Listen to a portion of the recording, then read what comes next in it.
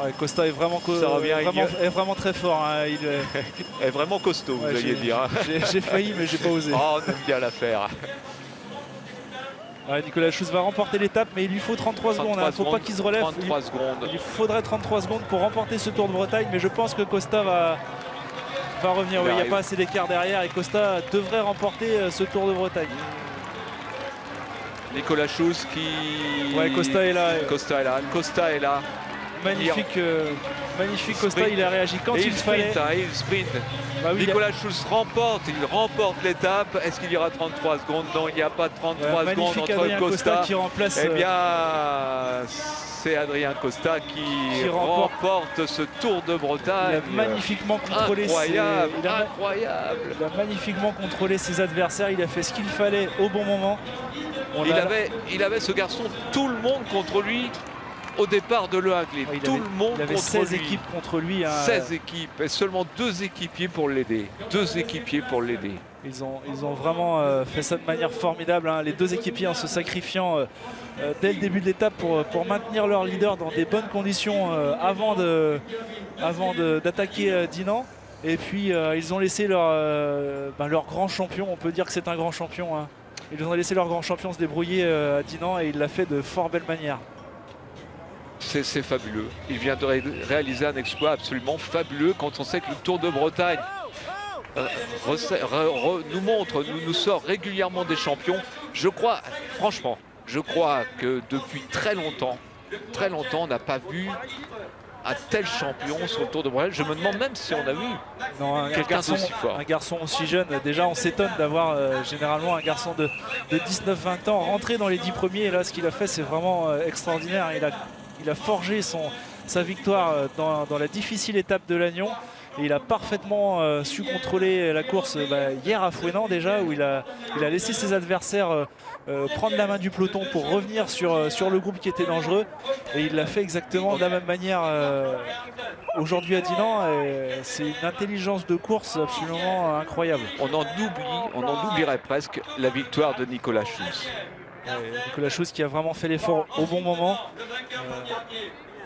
Il a pris les devants en bas de la descente, hein, en forçant la décision, en forçant le passage du peloton pour... Il est très heureux, on le voit Adrien Costa. Dans les bras de son directeur sportif Michael Sayers. Quelle victoire, mais quelle victoire! Ouais, là, il fallait la faire aujourd'hui, hein, parce qu'avec 16 équipes contre lui, c'était vraiment pas évident. Il a fait mieux que Greg LeMond. Il a fait beaucoup mieux que Greg LeMond. Et quand on connaît le parcours de Greg LeMond. Ouais, je n'en reviens pas là. Je voulais pas trop y penser, je voulais pas trop y croire pour vraiment pas me mettre la pression et vraiment rester relax. Mais là, dans les derniers tours, je commençais vraiment à y croire et à rêver. Et puis, non, je me sentais super bien. Mes coéquipiers ont fait un travail vraiment incroyable dans la première partie de la course pour ne pas laisser une grosse échappée dangereuse partir. Et puis, moi, mon travail, c'était simple, tout simplement à suivre les attaques dans le final. Et non, c'est un rêve de gagner cette course. On a l'impression que tu n'as jamais paniqué. Non, je suis resté calme parce que j'avais de bonnes jambes et j'avais mes coéquipiers qui m'aidaient toute la journée. Alors, j'avais vraiment aucun stress et c'était vraiment, tout s'est très bien passé. C'est ta plus belle victoire, tu me le disais, ça te tenait à cœur ce Tour de Bretagne? Oui, bien sûr, ma victoire d'étape, c'était déjà ma plus belle victoire. Alors là, de gagner le général, je ne reviens pas. Et alors, comment tu l'as vécu cette dernière journée? Parce que je crois que tu l'appréhendais un peu ce matin. Pardon? Tu l'as vécu comment cette dernière journée? Tu pensais qu'il allait y avoir quand même des coups qui allaient partir vers le final? Ouais, c'était un peu stressant au début, dans la première heure, mais après, ouais, le groupe est parti. Et on a pu rouler tranquillement derrière et l'écart n'est jamais monté au-dessus des 3 minutes. Alors c'était vraiment calme et puis il n'y avait pas beaucoup de grandes équipes devant. Alors il y avait quand même une bonne organisation pour revenir dans les circuits finaux. Alors non, vraiment une journée assez parfaite, une journée de rêve. Tu as conscience que tu es certainement ce soir le plus jeune vainqueur du Tour de Bretagne, à seulement 18 ans. Ouais, comme j'ai dit, hein, quand je suis venu ici, c'était vraiment juste pour faire l'expérience. Alors de pouvoir ressortir comme vainqueur au général, c'est vraiment incroyable. Adrien, pour tous nos téléspectateurs qui nous suivent cet après-midi en direct sur France 3, il faut quand même rappeler une chose. Tu es un coureur qui vient des USA, tu parles parfaitement le français. Tu vas nous dire pourquoi. Raconte-nous un peu. Je suis né aux US, mais mes parents sont tous les deux français, alors je passe quand même beaucoup de temps en France avec la famille. Et non, j'adore être en France, j'adore courir en France et non, c'est sûr que c'est sympa. Et si tu avais cette victoire, si tu dois la dédier à quelqu'un, ça serait à qui ce soir? Ça doit être à mes équipiers, parce que c'est vraiment pas une course simple pour eux. On a perdu un avec un problème de son tendon d'Achille et deux autres qui ont fini hors de lait après qu'ils se sont arrêtés pour moi quand je suis tombé hier. Alors, et encore les deux derniers aujourd'hui, ils ont vraiment tout donné. Alors non, cette victoire c'est pour eux. Adrien, tu le sais, ce Tour de Bretagne en général, c'est le tremplin qui t'emmène vers les grands tours. Tu y penses? Ouais, mais je vais encore prendre mon temps dans les catégories espoir et essayer de découvrir tout genre de courses. Je pense pas trop maintenant au prochain niveau, j'essaie de m'amuser maintenant. Tu es envahi par le bonheur. Ouais, c'est sûr, incroyable. Merci. Merci Jean-Marc pour cette interview. Il est très sympa, cet Adrien Costa, vous le disiez, il parle un français remarquable, il est très jeune, il prend son temps.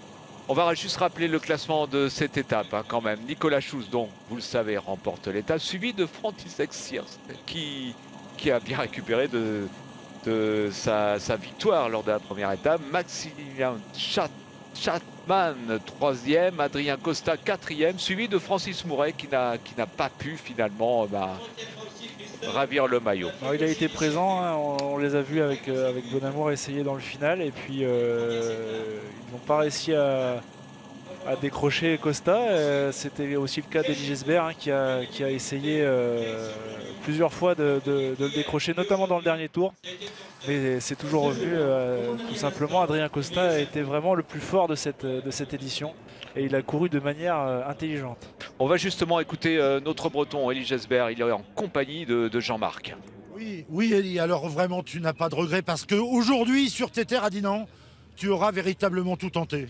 Ouais, j'ai vraiment tout tenté, c'était pour aller empocher la première place ou rien. J'ai flingué à plusieurs reprises dans la bosse, après ça revenait assez souvent. Le leader était vraiment costaud, même s'il n'avait pas beaucoup d'équipiers.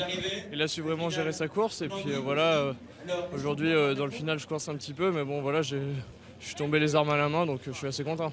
Tu as été étonné de sa résistance justement?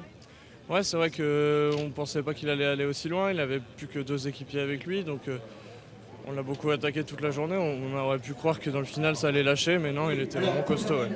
Enfin, je pense que ce soir il y a quand même de la joie dans tout ça, parce que je ne crois pas me tromper. Je pense que tu conserves ta 3e place sur le podium. Ouais, normalement je conserve ma 3e place, donc c'est déjà énorme. Sur le Tour de Bretagne, c'est pas n'importe quoi, c'est vraiment une grosse course. Et puis il y a vraiment des coureurs qui sont passés par là, qu'on l'a renommé maintenant, c'est déjà une très belle performance. Ouais. Justement, le Tour de Bretagne te servira aussi de tremplin parce que je crois qu'il y a une équipe Fortunéo qui t'attend avec impatience maintenant. Ouais, c'est vrai que au 1er août, je serai au sein de l'équipe Fortunéo Vital Concept. Avec la même forme? Bah ouais, j'espère, pourquoi pas mieux, encore plus, ça serait le top. Merci Elie. De rien. Il me semble que ce sera compliqué pour Gesbert de garder sa 3e place. František Sierks prend la 2e place aujourd'hui et donc il empoche des bonifications qui ne vont pas à Gesbert. Et au jeu des bonifications, Sierks il passe devant Gesbert. Elie Gesbert qui confirme quand même tous les espoirs placés en lui. Il va certainement avoir son contrat professionnel, on l'a dit, et il devrait évidemment faire une grande carrière. On va écouter maintenant Franck Bonamour de Fortunéo. Tout à fait, avec Franck Bonamour. Franck, ça a été très très fort pour toi aujourd'hui parce que tu es revenu à un moment donné, tu espérais, je pense, prêter main forte à Monsieur Mouret. Ouais, c'est sûr que Francis marchait très bien. Après, moi, j'ai retrouvé des bonnes sensations sur le final. Donc, on a tenté quelques fois, mais bon, on avait un bon groupe de costauds avec nous. Et puis voilà, ça nous a pas souri. Ouais. Tu y as cru à un moment quand même que c'était jouable, que c'était possible, parce que Francis avait la pédale aujourd'hui. Ouais, j'y ai cru. C'est sûr que quand on se retrouve à 15-20 comme ça devant, on ne sait jamais ce qui peut arriver. On peut réussir à sortir et moi j'ai essayé une fois dans les secteurs pavés, Francis a suivi pas mal de coups aussi, donc voilà, on n'a pas de regrets. Adrien Costa, il vous a surpris d'être toujours au contact, toujours dans le final, sans vraiment l'appui de ses coéquipiers? Ouais, costaud, impressionnant parce que sortant de junior comme ça à 18 ans, faire ça c'est un tout bon, je pense. Chapeau à lui. Merci, mais je crois en effet que tout le monde est unanime. On a sur ce Tour de Bretagne la révélation, la découverte d'un très très très grand champion. Adrien Costa les a tous impressionnés, ils le disent, Adrien Costa. Personne finalement s'attendait à une telle résistance. On le soupçonnait, mais on n'y croyait pas trop. On le savait très fort. On l'avait vu au début de saison. Il avait beaucoup fait de résultats sur les classiques en Belgique notamment. Maintenant, c'est vrai que sur une épreuve de 7 jours, c'est toujours compliqué de gérer la course et on pouvait se poser la question à 18 ans de savoir si effectivement il allait pouvoir gérer cette pression et gérer les assauts de ses adversaires. On a vu aujourd'hui qu'il a été capable de le faire et de belle manière, donc on peut se dire qu'effectivement on a affaire à un grand champion. Ouais. On se souviendra que pour les 50 ans du Tour de Bretagne, eh bien, c'est un Américain qui a gagné. C'est une façon de fêter un bel anniversaire. Tandis qu'on revoit les images de Nicolas Schulz qui remporte, on n'en parle pas beaucoup, nous sommes désolés, il a gagné cette étape et il la mérite. Mais Yann, Jean-Marc et moi-même sommes tellement impressionnés par cette victoire d'Adrien Costa que oui, on a envie de vous parler de ce jeune Américain qui parle couramment français, qui est très sympathique, qui n'oublie jamais de signaler que bien ses équipiers l'ont beaucoup aidé. C'est un signe quand même aussi de leader, ça, quand on n'oublie pas de dire que on gagne un tour grâce à ses équipiers aussi. Il sait ce qu'il leur doit. Hier, ils se sont sacrifiés pour lui et d'ailleurs ils ont terminé hors délai, ce qui a failli leur coûter très cher aujourd'hui avec 2 coureurs hors délai hier. Du coup, il n'était plus que 3 au départ ce matin. Et puis les 2 coéquipiers qui restaient se sont mis à la planche dès le départ pour essayer de contrôler l'écart, comme l'a expliqué Adrien Costa. Ils l'ont parfaitement fait avant d'entrer sur le circuit. On va écouter Francis Mouret qui est en compagnie de Jean-Marc. Oui, Francis, tu as été un des grands animateurs de la journée. Tu l'avais coché cette étape, tu avais envie de faire quelque chose. Oui, j'avais envie de faire quelque chose et on a essayé, mais on n'a pas réussi. Je fais 5e de l'étape. Après, j'espérais la victoire soit avec moi, soit avec l'équipe. On a essayé, mais voilà, c'est un très bon niveau, une très belle course, un très beau parcours dans le final. Et non, on est très content de la semaine, on a réussi à gagner 2 fois. Quand Franck Bonamour a rejoint la tête, tu t'es dit là, je vais avoir un appui, tu y as cru? Ouais, avec Franck, ça a été un bon appui. Après, c'était une course, on va dire, un peu de tactique. Un coup tu y vas, un coup j'y vais pas. Et puis, moi, j'avais misé un peu au 2e tour. Eli a bien attaqué le pied, moi j'ai fini le haut. On n'a pas réussi à creuser un écart. Et après, j'avais misé un peu sur l'avant-dernier tour. Mais le champion américain, il l'a fait. Moi, j'ai suivi. Et dans le dernier tour, j'ai essayé. Voilà, je fais 5e.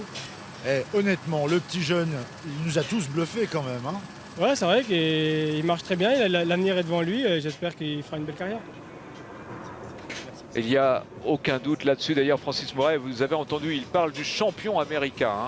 Il parle du champion américain. C'est pas mal pour un jeune homme qui a 18 ans. Ouais, Francis Mouret, c'est quelqu'un d'expérimenté et qui a déjà couru plusieurs fois le Tour de France, le Tour d'Italie notamment, avec une 19e place au Tour d'Italie en 2013. Donc c'est quelqu'un d'expérimenté et quand il vous parle de champion, je pense qu'il sait ce qu'il dit. C'est un petit jeune qui a donné la leçon à tous ses habitués des pelotons. Un petit jeune quand même, mais quelle leçon. On est vraiment bluffé complètement. On attend d'avoir la confirmation du classement général final, mais on peut déjà dire qu'Adrien Costa remporte cette édition. Et puis Lennard Hofstede garde vraisemblablement sa 2e place, mais c'est František Sisser, le premier leader de ce Tour de Bretagne, qui prendrait la 3e place sur le podium. On va pas tarder à découvrir le classement final. On garde un petit espoir que notre Breton prenne la 3e place, mais en effet... il faut faire les comptes sur la ligne, ça dépend il y a des écarts enregistrés sur la ligne. S'il y a des secondes... prise par Sisser. Ça va vraiment se jouer à quelques secondes. J'espère qu'on va pouvoir vous donner le classement général avant la fin de cette émission. Voilà le classement général, on le découvre ensemble et c'est la très bonne surprise. On avait un petit doute, mais Jesper termine à la 3e place. Notre Breton termine à la 3e place. Donc Adrien Costa remporte le Tour de Bretagne, on vous l'avait dit. František Sierst, qui avait remporté la 2e étape, eh bien conclut ce Tour de Bretagne avec une 2e place. Il laisse sur le podium, bravo. Bravo, on n'a pas beaucoup parlé sur cette étape. Et puis Eli Jesper termine à 3e place. Donc un Breton sur le podium. Voilà, c'est pratiquement la fin de cette émission et la fin de ce Tour de Bretagne. Merci évidemment à Yann Corolou. Merci de nous avoir aidés dans ce commentaire. À Jean-Marc Seigné. Merci aussi à Anthony Forestier, le réalisateur, et à toutes ses équipes techniques. Vous pourrez revoir bien sûr le résumé de cette étape dans nos éditions régionales ce soir. Merci. À bientôt pour le prochain Tour de Bretagne l'année prochaine.